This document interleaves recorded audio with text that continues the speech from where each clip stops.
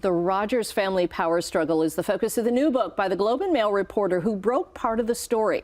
Alexandra Posadzki joins us now with more on Rogers v. Rogers.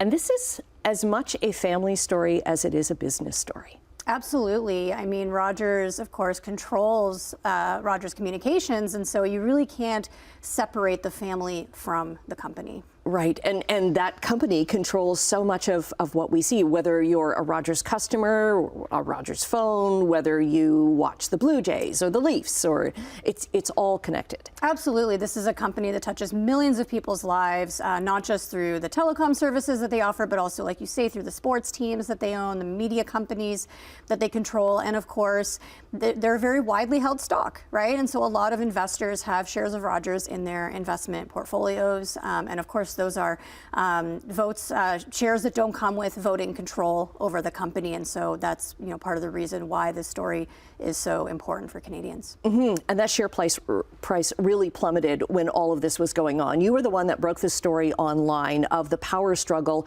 over board control, and this was with Ed Rogers, Ted Rogers' son. Yeah, so let's just kind of maybe go through a little bit of a scene setter for people. So Ted Rogers, of course, the founder of Rogers Communications, along with his wife, Loretta Ann Rogers, who, of course, is the daughter of a British MP and the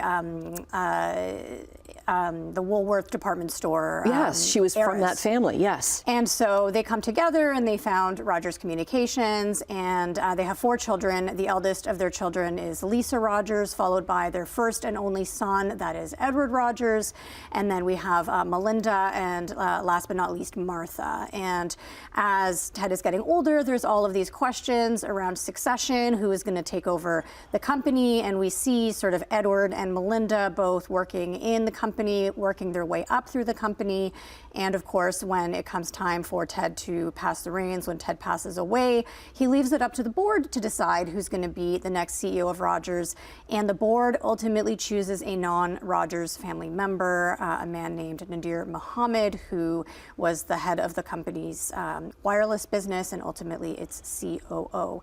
And so this kind of sets the stage for what we see in the fall of 2021.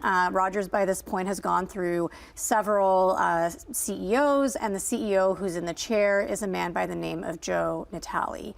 And Edward, he's decided that he is not happy with Joe's performance, despite the fact that Joe has actually just signed a $20 billion deal for Rogers to acquire Shaw Communications. He decides he wants to replace Joe with the company's chief financial officer, or CFO, who is a man by the name of Tony Staffieri. And so that is kind of the issue that divides the board and that leads to this very, very dramatic conflict in this very prominent, affluent, and powerful family. And, as someone who's been covering business for the bulk of my journalism career, I have to say that this is not something that we often see in Canada. We don't have families like that.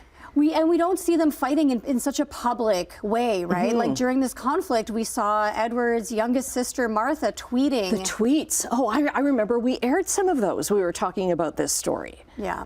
And so, that's, I think, part of the reason why this book is so important is because it's sort of documenting this key moment in Canadian business history, this story that really poses some really important and interesting questions about family-controlled companies in the Canadian economy, about power, how power is exercised in this country, and about the critical telecommunications sector. We've got about 30 seconds left. Since this book came out just recently, have you had any response from the Rogers family? I have to say that, I spoke to very many people in writing this book. Most of them did speak on the condition that their identities remain anonymous or confidential. And I have had some of the people that I've spoken to for the book reach out and say that, they were impressed with the level of reporting, but many have actually stayed silent, have not provided any feedback. I do take that as a positive sign that I have done my job here. Okay, it's a fabulous read, business-wise and family-wise and drama-wise. Rogers v. Rogers. Alexandra, thanks very much for coming in. Thank you for having me.